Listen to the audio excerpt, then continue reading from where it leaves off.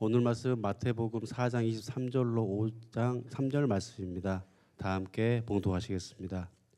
예수께서 온 갈릴리에 두루 다니사 그들의 회당에서 가르치시며 천국 복음을 전파하시며 백성 중에 모든 병과 모든 약한 것을 고치시니 그의 소문이 온 수리아에 퍼진지라. 사람들이 모든 앓는 자 곧 각종 병에 걸려서 고통당하는 자 귀신 들린 자 간질하는 자 중풍병자들을 데려오니 그들을 고치시더라. 갈릴리와 데가볼리와 예루살렘과 유대와 요단강 건너편에서 수많은 무리가 따르니라. 예수께서 무리를 보시고 산에 올라가 앉으시니 제자들이 나온지라. 입을 열어 가르쳐 이르시되 심령이 가난한 자는 복이 있나니 천국이 그들의 것이미요. 아멘. 자, 이제 오늘은 마태복음 11번째 시간 우리 주님의 산상수훈이라는 제목으로 말씀을 전합니다. 제가 얼마 전 가피풀에 롬팔 이팔이라는 인터뷰하는 내용들이 있어요. 거기에 간증도 있고 본인이 어떤 책을 썼을 때 이 책에 대한 내용들을 함께 나누는 시간들도 갖습니다. 근데 그때 김미경 강사라는 분이 거기에 초대되어 오셨어요.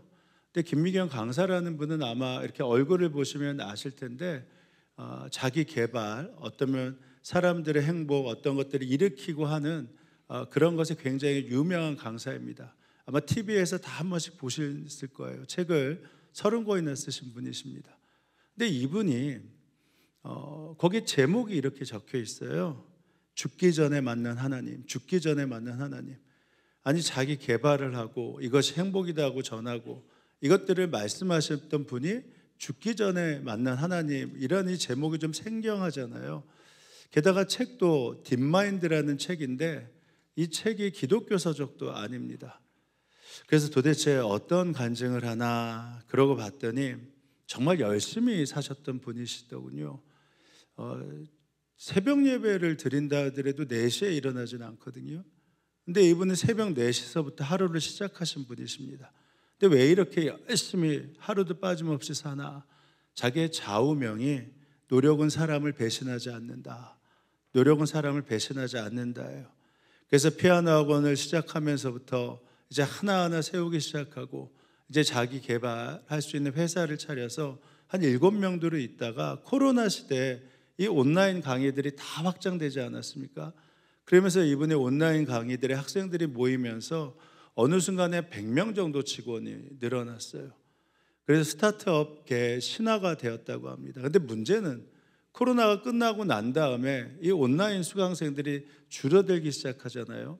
그러니까 회사는 확장시켜 놨는데 이 강좌가 줄어드니까 이 재정을 어떻게 부담하겠어요? 점점 몰리기 시작합니다. 28년 동안 함께했던 회계 책임자가 김미경 강사한테 얘기한 거예요. 더 이상은 안 됩니다. 한 달에 5, 6억씩 이 인건비가 나가는데 더 이상은 안 됩니다. 이 정도 얘기했으면 여러분 어떻게 하겠어요? 그러면 일단 직원들을 좀 내보내야죠. 근데 그러기가 너무 창피한 겁니다. 왜냐하면 잘난 척하면서 자기 개발한다고 했고 노력은 사람을 배신하지 않는다고 했고, 그런데 본인이 망하는 것들을 다 보이면 어떻게 해요? 내 인생 망하면 어떻게 된가? 그러니까 직원들이 점점 뭐라고 하냐면 당신이 못해서 그렇다고, 뭔가 투자를 얻어와야지, 그런 말이 들리는데도 어떻게 할 방법이 없었대요. 머릿속에서 계속 자동 재생됐던 게 뭔지 아십니까? 더 갈아 넣어야겠다. 그분의 표현에 의하면 그 전까지 그렇게 자기 자신을 갈아 넣었는데 그분이 이렇게 말해요. 더 갈아 넣어야겠다. 그래서 막 더 하는 겁니다. 그냥 하루 24시간에 일주일에 168시간이 아니라 그냥 그렇게 살고 있었어요. 그러던 어느 날 막내딸한테 전화가 온 겁니다. 전화가 오면 암만 바빠도 어떻게 하세요? 빨리 말해. 아빠 바빠, 엄마 바빠, 그러는 것이 아니라 왜 그래 딸? 뭐 때문에 전화했어? 이게 정상이잖아요. 근데 막 빨리 말하라고 한 거예요. 그랬더니 이 딸이 뭐라고 하냐면 엄마 나 아파. 엄마 나 아파한 겁니다. 그러면 그 다음에 부모가 어떻게 해야 돼요? 엄마 아빠라면 우리 딸 어디 아파? 엄마가 빨리 갈게. 이렇게 해야 되잖아요. 근데 딱 나오는 말이 무엇이었는지 압니까? 속으로 지금 왜 이 상황에서 왜 아프고 난리야? 근데 거기에 정확하게 책과 표현이 오면 아프고 난리가 아니라 지읒 리을 이하예요. 자기 딸이 아프다고 했는데 이 생각이 드는 겁니다. 그러니까 정상이 아니죠. 그래서 혼잣말로 조금만 기다려. 이 상황 벗어나면 내가 다 들어주고 아픈 거 챙길게. 그렇게 계속해서 침몰아 가니까 어떤 생각이 듭니까? 이렇게 살아서 뭐해? 이렇게 열심히 사는데 살아서 뭐해? 더는 못 살아. 이제 더는 못 살아. 뛰어내려야 되나? 굳이 이렇게 살아서 뭐해? 내일이 있고 모레가 있고 너무 끔찍한 거예요. 그런 생각이 들고 있었을 때 갑자기 언니에게 연락이 왔습니다. 근데 이 언니가 목사예요. 목사인데 이 언니를 이 김미경 강사가 참 싫어했다고 해요. 왜냐하면 자기는 노력이 하면 사람을 배신하지 않는다라고 했는데 맨날 언니는 그런 말 안 하고 뭐 주님을 믿어 주님이 하실 거야 그러니까 너무너무 싫었대요. 그러니까 언니가 목사 안수 받는데 목사 안수식도 안 갔대요. 바쁘다는 핑계 대고. 그러면 이분이 언니만 그렇게 믿음이 좋은가? 아니요. 아빠는 장로래요. 엄마는 권사래요. 뼛속까지 모태 신앙입니다. 근데 그렇게 싫었대요. 뭐 하나님 믿고 뭐 하라는 말들이. 근데 이렇게 더는 못 살아 하고 생각할 때 언니에게 전화가 와서 그냥 늘 안 받았는데 그냥 안 받고 있다가 나중에 생각이 나면 콜백을 했는데 그때는 그냥 무의식 중에 받은 겁니다. 그러니까 오히려 언니가 깜짝 놀랐어요. 전화하자마자 받으니까. 근데 그때 언니한테 이분이 정말 잘한 게 있습니다. 여러분 잘 들으세요. 언니 나 좀 살려줘. 나 지금 너무 힘들어. 내가 지금 끝까지 왔거든. 근데 아무도 없어.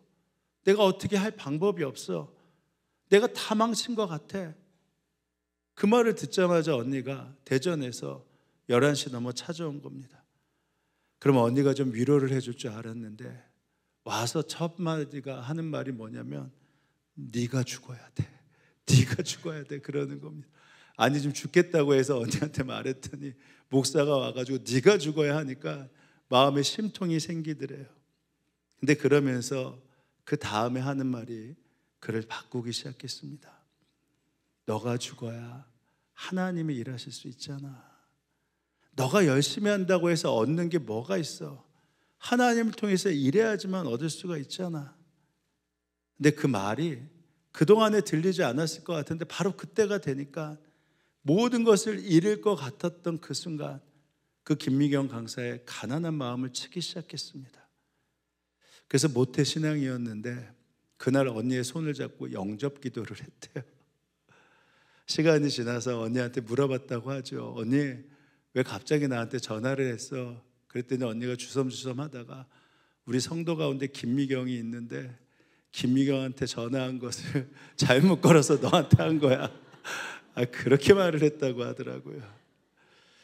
근데 그 책에 딥마인드라는 책이거든요. 그 책을 읽어보니까 여기에 이렇게 적혀 있어요. 2022년 그때 나는 내 인생에서 가장 열심히 죽을 만큼 열심히 살고 있었다. 모든 것을 제쳐놓고 24시간 회사에만 헌신하며 살았다.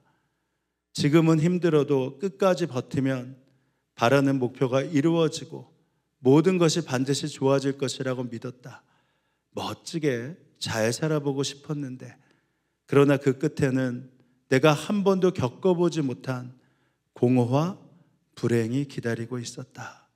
벌거벗고 세상에 던지운 것 같았다.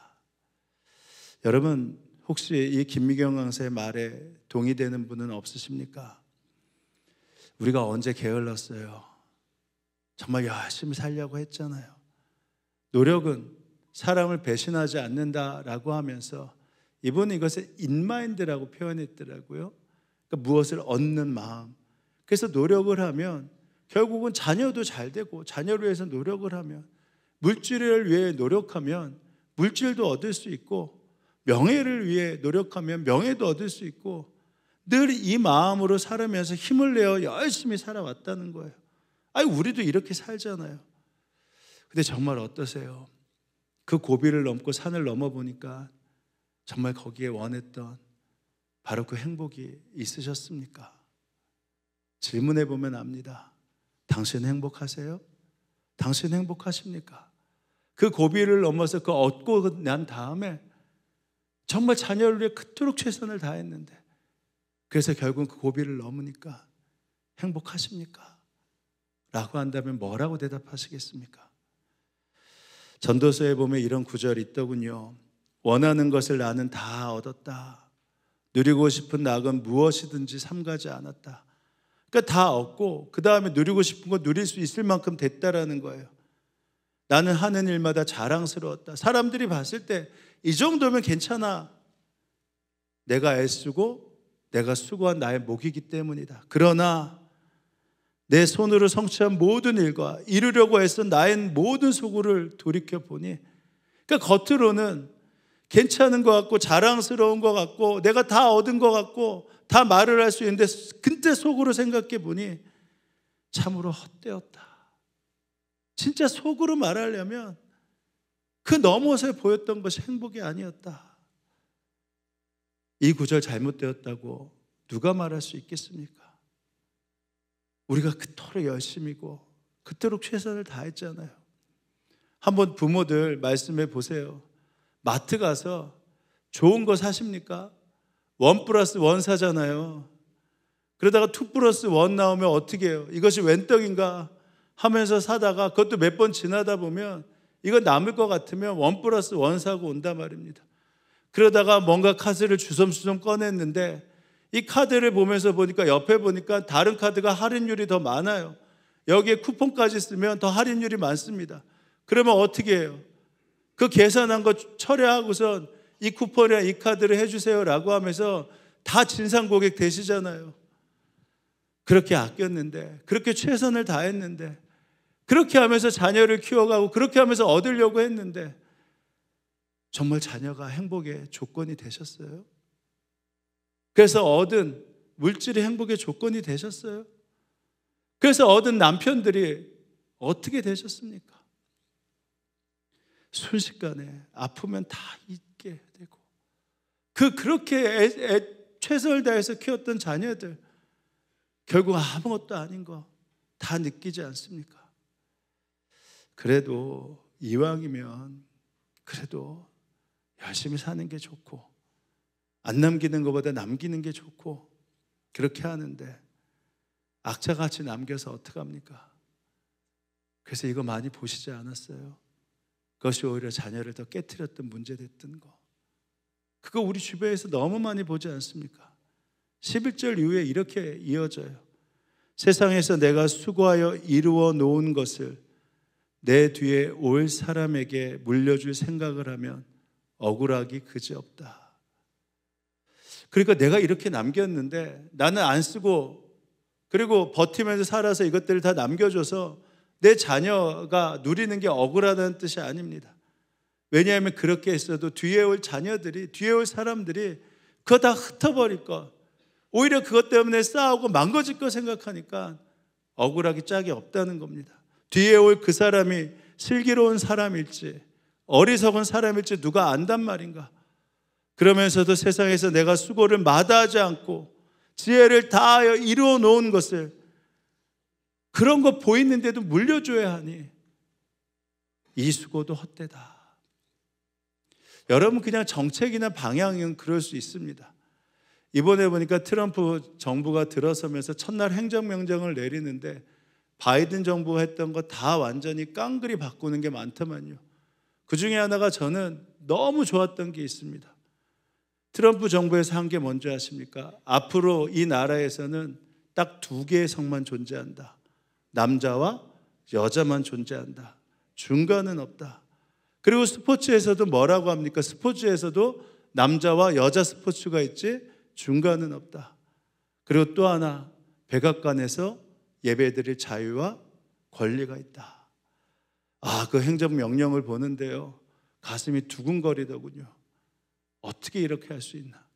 근데 바이든 정부가 보세요, 얼마나 마음이 힘들겠어요. 이런 건 괜찮다니까요. 교회도 마찬가지입니다. 전에 교회 젊은이 교회를 담임 목사님이, 그 교회 담임 목사님이 허락해 주셔서 사역을 시작하면서 다 해보라고 하셨어요. 그래서 해보면서 선교 완성을 위해서 해보면서 그 많은 나라 중에서 중국을 몇 번 가보고 북한을 가보니까 이 티베트 쪽이 굉장히 중요하더군요. 그 자치구인데. 그래서 티베트 쪽을 이 젊은이 교회가 책임지자. 그래서 그렇게 하면서 4천만 원 예산을 18년, 19년 전이니까 4천만 원이면 지금 얼마 하겠어요. 그래서 거기 있는 선교사님을 다 모셔오자. 그래서 오히려 청년들한테 그 당시에 아반떼 차 렌트하고 집 계실 것 하고 자녀들 데리고 오면 에버랜드 놀러 가고 하면서 선교대회를 준비하고 다 했습니다. 국내는 방향을 딴 교회 보니까 한 지역만 정한다고 해서 제주도에 13교회를 책임지면서 제주도를 매 책임지겠다고 선교 방향을 정했어요. 근데 그러다가 담임 목사님이 교구를 올라오래서 교구를 올라왔거든요. 근데 후임이 왔는데 이 후임 목사님에게는 중요한 게 티베트이 아니라 일본이었어요. 선교 방향과 훈련이 순식간에 다 일본어로 바뀌더라고요. 제주도를 했는데 이분이 음성에서 목회를 하셨거든요. 근데 다 목회 방향이 국내 단기 선교가 음성으로 바뀌어요. 그래서 제가 알았어요. 다 바뀌는구나. 다 바뀌는구나. 근데 마음이 섭섭했을까? 뭐 섭섭해도 어때요? 그렇게 하는 건데 지금도 그 목사님하고 잘 지냅니다. 근데 제가 그때 알았어요. 다 바뀌는구나. 근데 이런 거는 괜찮잖아요. 근데 자녀들에게 그토록 노력했는데 정말 오히려 그것이 자녀에게 해가 된다면 잠을 제대로 잘 수 있겠습니까? 어떤 분이 암으로 고생을 하시다가 세상 떠날 일이 얼마 남지 않았죠. 재산이 좀 있는데 아들 하나 딸 하나 있는데 아들이 도박 중독입니다. 그러니까 아들한테 이 재산을 어떻게 물려줘요? 딸한테 물려줘야겠다. 그나마 괜찮겠다 하는데 이 딸한테 물려주려고 하더라도 방법이 없대요. 왜냐하면 유럽은 청구 소송이라는 게 있다고 하는데 아들이 유산을 못 받았다고 달라고 하면 그 일정 부분을 줘야 된다고 합니다. 그러니까 이분이 잠을 못 자요. 그러다가 한 가지 누군가 알려주신 것 같죠. 그 딸 손녀 손자에게 그걸 물려주면 그 아들이 유류분 청구 소송을 못하는 걸 알았습니다. 아, 이렇게 하면 되겠구나. 그랬더니 한 가지 중요한 사실이 있었어요. 딸이 모르게 손녀 손자에게 줘야 된다. 이게 어떻게 가능합니까? 그러니까 잠을 못 자는 거예요. 전도서 2장 17절에 보면 세상에서 애쓴 모든 수고를 생각하니 내 마음에 실망뿐이다. 평생 그가 하는 일이 괴로움과 슬픔뿐이고 밤에도 그의 마음이 편히 쉬지 못하니 이 수고 또한 헛된 일 아닌가. 그렇게 수고하고 그렇게 악착 같았는데 낮에 고생했으면 밤에 꿀잠을 자야 되는데 낮에 피곤하게 일했으면 밤에는 편안해야 되는데 그 생각이 있으면 잠을 못 자는 겁니다. 찬송가 450장의 내 평생 소원 이것뿐 2절이 무엇입니까? 꿈 같은 헛된 세상 일 취할 건 무행가. 이 수고 암만 하여도 헛된 걸 뿐일세.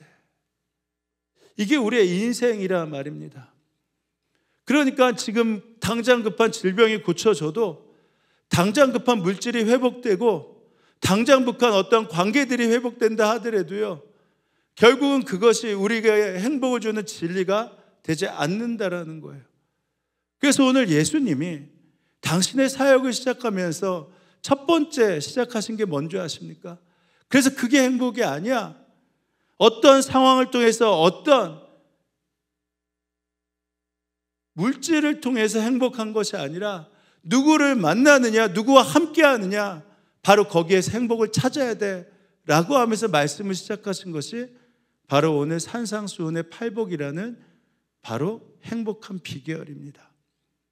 왜냐하면 오늘 본문에 보면 지금 이들에게 그 예수님을 찾아온 이들이 누군가 헐벗고 정신적으로 물질적으로 억울하고 박해받아서 그냥 그대로 힘든 사람들이에요.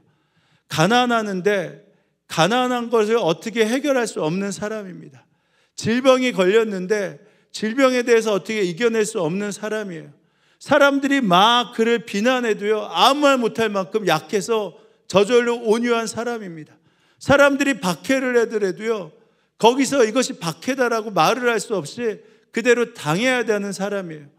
그 사람들이 예수님을 만나서 예수님이 그들의 질병을 고쳐주고 그들의 문제 앞에 어떻게 해결되는 걸 아니까 예수님을 쫓아오는데 어디까지 쫓아오냐? 산으로 올라가신 예수님 앞에까지 오는 것입니다. 그분을 통해서 무엇을 얻을 수 있을까? 예수께서 온 갈릴리를 두루 다니시며 그들의 회당에서 가르치시며 하나님 나라의 복음을 선포하고 백성 가운데서 모든 질병과 아픔을 고쳐주셨다.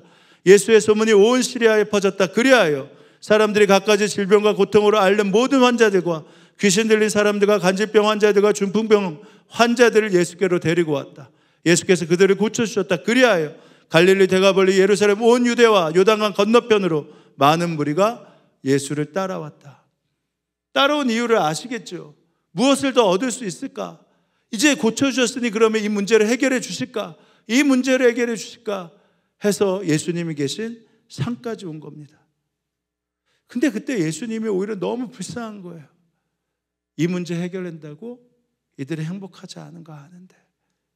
그래서 그때 그들을 모아놓고 앉혀놓고 말씀하시는 겁니다. 잘 들어. 뭐가 행복한지 알려줄게. 무엇이 행복한지 알아? 마음이 가난한 사람 행복한 거야. 아니, 원래 가난한 사람한테, 그래서 가난을 피하기 위해서 왔는데 가난한 사람이 행복하대요. 늘 애통할 수밖에 없어서 로마의 압제 가운데 다 뺏겨서 애통할 수 없는데 애통한 사람이 행복할 거래요. 근데 이것을 뭐라 하면 감탄한 겁니다. 야, 너희들 보니까 가난해. 그래서 참 행복한 것 같아. 너희들 참 애통하지. 그래서 참 행복할 것 같아. 너희들 지금 박해받고 있지. 그래서 참 행복할 것 같아. 하면서 감탄문을 얘기하시는 겁니다. 그것을 듣는 사람들의 마음이 어떻겠어요? 이게 나보고 행복하라고? 당신 가난해 봐요. 그때 행복하다고 말하면 당신이 믿겠어요? 아니, 박해를 말 받아서 어떻게든지 벗어나려고 해서 독립운동을 하고 있는데 이것도 행복하다고 하면 이걸 어떻게 행복하다고 할 수 있겠어요? 아니, 온유하려고 한 게 아니에요. 저도 좀 저항도 하고 싶어요. 근데 어쩔 수 없이 힘이 없어서 온유할 수밖에 없는데, 근데 그것이 행복하다고 하면 제가 어떻게 듣겠어요? 이러지 않을 거예요. 근데 예수님은 거짓이 아니었어요. 가난한 너희들 참 행복하다. 박해받는 너희들 참 행복하다. 온유한 너희들 참 행복하다. 목마른 너희들 참 행복하다. 근데 그 복에 대해서, 저희가 행복이라는 거에 대해서, 여기에 행복, 복이라고 나와서 잘 모르지만 그 당시의 사람들은 잘 이해하지 못했어도 이 말이 무엇인가는 의문을 가했을 것입니다. 왜냐하면 너희들이 참 행복하다라고 했던 복에 대한 헬라어가 마카리우스인데요. 마카리우스라는 이 단어를 영어로 해석하면 해피가 아닙니다. 해피니스가 아니에요. 해피라는 것은 행복인데 어떤 우연이나 내가 어떤 노력을 해서 얻게 되었을 때 바로 내 마음이 기쁠 수 있는 것이 바로 해피니스입니다. 근데 예수님이 너희들 참 행복하다라고 말씀하실 때 이 행복은요, 마카리우스는 뭐냐면 블레싱이에요. 블레싱. 그러니까 이것은 너희들이 획득해서나 우연히 얻을 수 있는 것이 아니라 반드시 이것이 있어야지만 너희들이 행복할 수 있다. 이것이 있으면 어떠한 상황에서도, 가난해도 온유할 수밖에 없는 상황에서도, 박해밖에 받을 수 없는 상황에서도 이것만 있으면 너희들이 행복할 수 있어 말하는 게 블레싱입니다. 근데 블레싱의 어원은 바로 블러드예요. 바로 피입니다. 예수님이 말씀하신 겁니다. 너희들 가난한데 정말 행복하다. 내가 있잖아. 그러니까 행복할 수 있어. 너희들 참 지금 박해받고 있는데 행복해. 왜? 내가 있잖아. 내 피가 너희들 가운데 있어서 내가 너희들과 함께 있으면 너희들은 어떤 상황에서도 행복할 수 있어. 난 그게 지금 너희들한테 보이거든. 지금 너희들이 잘 깨닫지 못해도 내가 너희들에게 그 보혈의 피를 흘려보내고 그것이 너희 마음 가운데 넘치기 시작하면 너희들은 어떠한 상황에서 가난해도 박해받고 억울하고 힘들어도 너희들이 행복할 수 있어. 이렇게 말씀을 하시는 겁니다. 여러분, 예수님이 마음 가운데 분명히 계시면요, 그래서 이 고백할 수 있어요. 김병현 목사님이라고 벌써 뭐 한 10여 년 됐지만 우리 교회도 오셨던, 강사로 오셨던 목사님이시잖아요. 이 목사님이 자녀가 셋째를 낳고 그 사모님이 3주 만에 혼상태에 빠져서 식물인간으로 계시잖아요. 늘 어려웠습니다. 늘 힘들었습니다. 셋째 딸을 어느 누구도 돌보지 못해서 장모님이 돌보고 목사님 목회를 하시면서 돌봤잖아요. 그러니까 얼마나 오히려 안타까워요. 근데 이 딸이 9살 때 어느 날 묻더래요. 아빠, 우린 왜 행복해? 근데 가운데 뭐가 있는 줄 아세요? 우리는 왜 이렇게 많아서 행복해? 엄마가 건강해서 행복해? 돈이 많아서 행복해가 아니라 엄마, 아빠, 우리는 가난한데 왜 행복해? 그러니까 목사님이 이해가 안 되는 거죠. 얘가 뭘 안다고 가난한데 행복하다고 하냐? 그래서 목사님이 물었죠. 너 가난이 뭔 줄 알아? 너 행복이 뭔 줄 알아? 9살짜리가 말하더래요. 돈이 없는 게 가난한 거잖아. 아는구나. 근데 행복해? 행복이 뭔데? 기쁜 거잖아. 아빠 돈이 없다고 기쁘지 않아? 그래서 목사님이 쓰신 책이 뭐냐면 그대로 이 아이의 말이 됐어요. 아빠, 우린 가난한데 왜 행복하지? 심령이 가난한 사람이 blessing, 예수의 피가 그 안에 있고 예수님이 계시면요, 애통한 사람이, 줄인 사람이 예수님이 분명히 계심이 느껴지면요, 반전이 일어날 수 있어요. 다시 행복하다고 말할 수 있는 것입니다. 왜냐하면 예수님이 임하시면 마음이 달라지거든요. 김미경 강사가 딥마인드 책을 쓴 이유를 이렇게 얘기를 해요. 창피하지만 내가 틀렸다. 내가 틀렸다. 나는 그동안 나를 갈아 넣으면, 노력하면 배신이 없다라고 얘기했다. 열심히 살면 얻고 싶은 것 모든 것을 얻을 수 있다라고 얘기했다. 그리고 이것을 얻을 수 있는 것은 인마인드, 당신이 노력하면 이거 얻을 수 있어, 얻을 수 있어 라고 하면서 인마인드를 외쳤다고 해요. 근데 이 인마인드를 외치면요, 이분의 표현이라면 우리 유튜브를 보면 알고리즘이라는 게 있잖아요.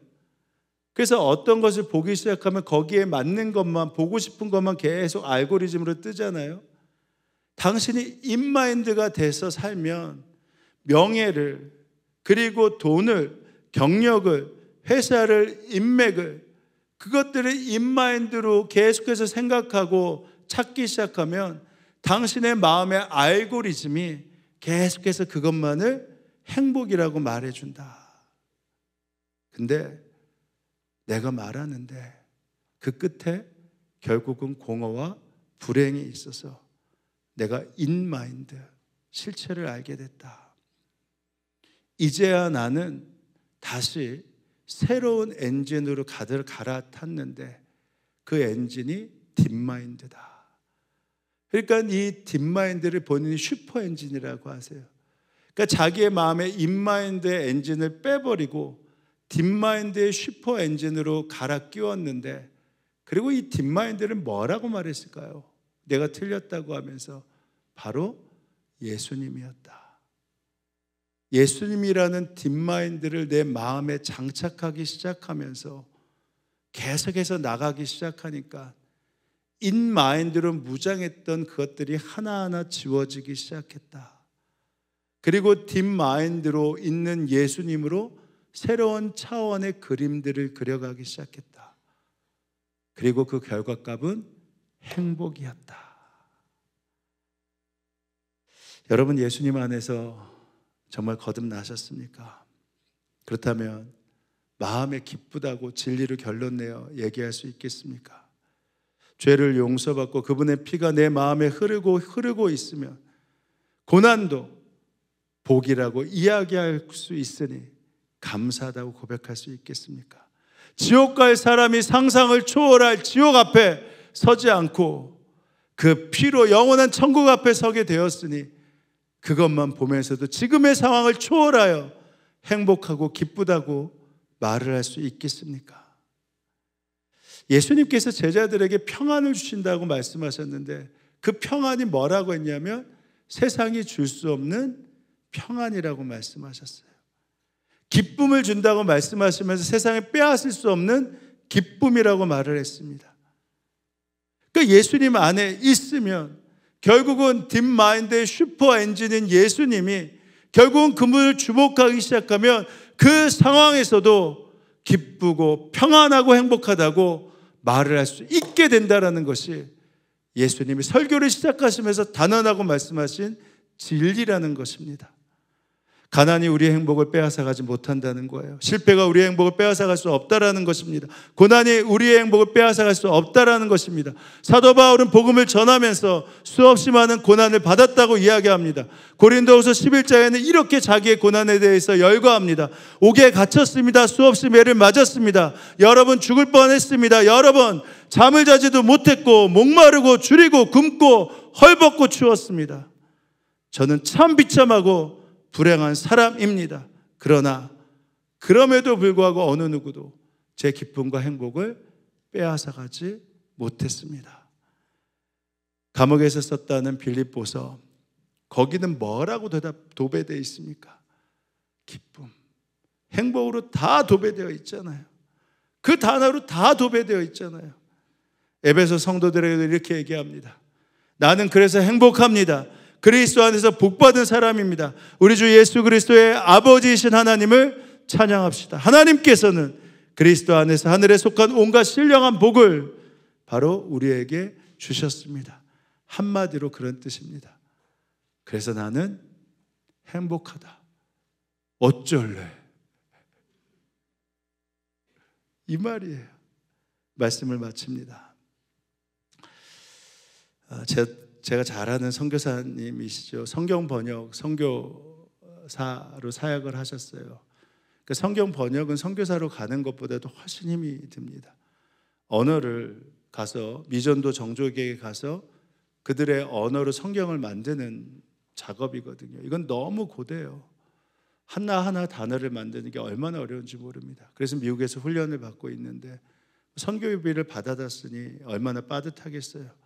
선교비가 들어오는 날 그래도 좀 힘껏 힘을 내서 마트로 가서 이 물건 저 물건 다 샀습니다. 근데 막상 계산하려고 보니까 이게 안 되는 거예요. 그래서 무엇을 뺄까 고민하다가 계란을 뺐어요. 계란을. 그리고 나서 그것을 갖고 오는데 얼마나 마음이 그렇겠습니까? 아니 여기 미국에 고기가 천지인데 고기도 제대로 먹일 수 없는데 달걀이라도 계란이라고 해야 되나? 아무튼 이것도 제대로 먹이지 못하니 이게 선교사의 삶이구나. 근데 그날 저녁 다른 선교사가 훈련을 받고 선교사 훈련을 받고 있는 지체가 우연히 왔는데 당신 생각나서 왔다라고 하면서 손에 이렇게 담겨 있는 뭐 너무 먼저 아시는 것 같아서 이게 뭐라고요? 그렇죠, 계란을 듬뿍 가지고 왔대요. 듬뿍 가지고. 여러분 어떻겠어요? 그 은혜와 감동이 상상이 되세요? 계란 하나로 행복이 얻어질 수 있어요. 하나님이 감동을 주시면 그 수원금이 아니라 계란 하나 뺐는데 계란 하나 채워주시는 거 가지고 마음에 감동이 되고요. 이 가난한 마음에 행복할 수 있다니까요. 그러니까 돈 없어서 불행하다. 자녀가 그래서 불행하다. 이거 사탄과 세상에 속고 있는 것입니다. 하나님은 계란 한 판만으로도 우리를 행복하게 살 수 있게 하시는 살아계신 주님이십니다.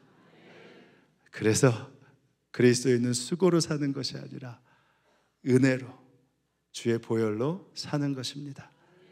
이것이 우리의 정체성이에요. 누가 뭐래도 그래서 우리는 행복합니까? 라고 했을 때 제자 양육교재 당신은 행복하십니까? 이 질문에 답할 준비가 되셔야 됩니다. 당신은 행복하십니까? 당신은 행복하십니까? 당신은 행복하십니까? 당신은 행복하십니까? 여기에 아멘으로 답할 수 있는 여러분 되시길 주의 이름으로 축원합니다. 이제 기도하실 때 이렇게 기도합니다. 자꾸만 인마인드로 무장되어 행복이라는 단물을 추구했습니다. 주님, 근데 불행이라는 쓴물만 마시고 있습니다. 이제 이 믿음이라는 스위치를 다시 올립니다. 주님, 영원한 슈퍼 엔진이신 딥마인드인 예수님을 내 마음에 다시 장착합니다.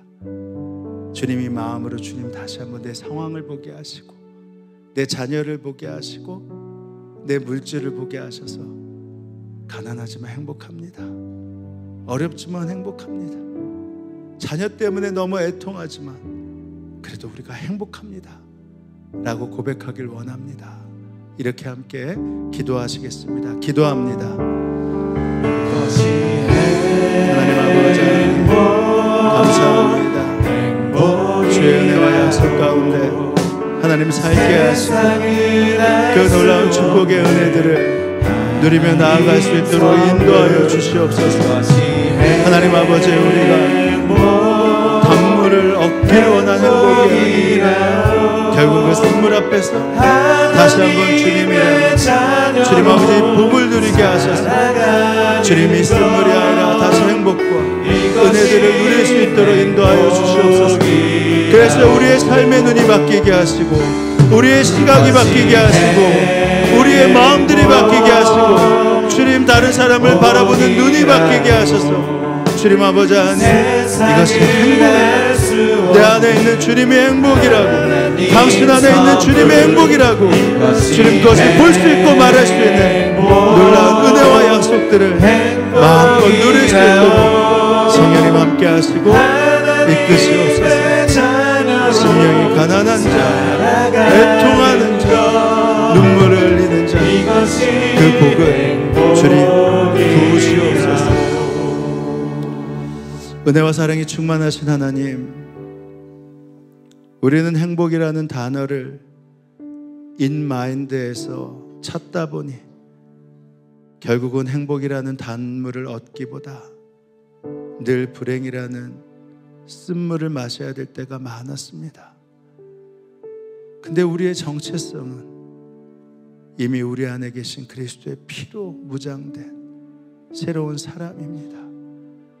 딥마인드인 슈퍼엔진 예수 그리스도, 그분이 내 안에 계셔서 우리가 믿음의 스위치를 내리지 않는 한 바로 어떠한 상황에서도 행복할 수 있는 바로 그 진리를 우리에게 허락해 주셨습니다. 가난한데 왜 행복하지? 어렵지만 왜 행복하지? 애통한데 왜 행복하지? 남편과 자녀의 문제가 해결되지 않는데도 눈물로 씨를 뿌리면서도 왜 행복하지? 하는 하나님 나라의 인생이 우리 가운데 펼쳐지고 있음을 압니다. 주님, 누가 뭐래도 어떠한 처지에 있어도 우리가 예수 안에 있으니 우리는 행복한 사람입니다. 주님, 이제 북한을 위해 기도합니다. 서로의 체제를 인정하는 불안정한 평화가 아니라 모든 사람에게 자유가 선포되는 자유민주주의의 체제로의 통일이 준비되게 하여 주옵소서. 전 세계에 흩어진 선교사님들을 보호하여 주시고 주님, 주의 보혈을 성도들에게 부어주셔서 질병에서 일어나게 하시고 묶임에서 풀려나게 하여 주옵소서. 오늘도 감사하며 허락하신 것의 일부를 떼어 봉헌하오니 우리의 예물을 받아 주옵소서. 감사드리며 예수님의 이름으로 기도합니다. 아멘. 우리 다 함께 자리에서 일어나실까요? 자, 우리 옆에 사람하고 이렇게 인사하시죠? 당신은 행복한 사람입니다. 자, 인사합니다. 또 한번, 저만 그렇습니까? 당신도 행복한 사람입니다.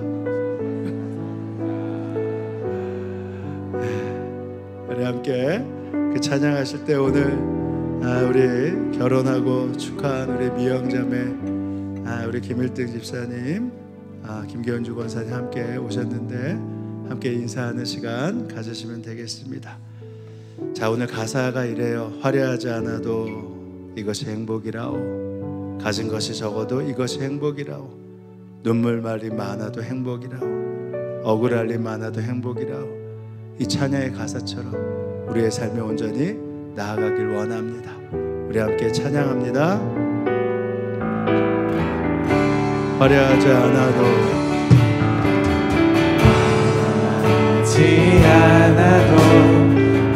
정결하게 사는 삶, 가진 것이 적어도 감사하며 사는 삶, 내게 주신 작은 힘 나눠주며 사는 삶, 이것이 나의 삶의 행복이라오. 눈물 날 일 많지만 기도할 수 있는 것, 억울한 일 많으나 주를 위해 참는 것, 비록 짧은 작은 삶 주 뜻대로 사는 것, 이것이 나의 삶의 우리 한 번 더 같이 할까요? 화려하지 않아도 정결하게, 화려하지 않아도 정결하게 사는 가진 것이 적어도 감사하며 사는 삶, 내게 주신 작은 나눠주며 사는 삶, 이것이 행복이래요. 이것이 나의 삶의 행복이라오. 눈물 날 일 많지만 기도할 수 있는 것, 억울할 일 많으나 참을 수 있는 것, 주를 위해 참는 것, 비록 짧은 작은 삶 주 뜻대로 사는 이것이 행복이래요. 이것이 나의 삶의 행복이라오. 이것이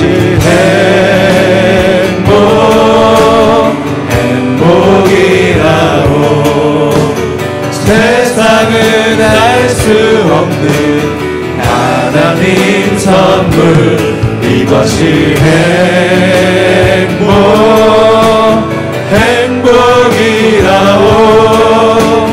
하나님의 자녀로 살아가는 것, 이것이 행복이라오.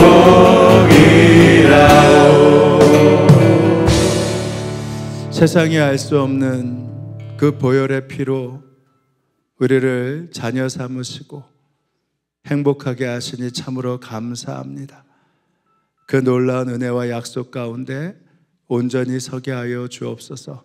지금은 성부, 성자, 성령 삼일체 하나님의 은혜와 약속이 이 자리에 모인 당신의 자녀들과 그 가정과 일터 가운데 지금으로부터 영원히 함께 하옵시기를 간절히 축원하옵나이다. 아멘.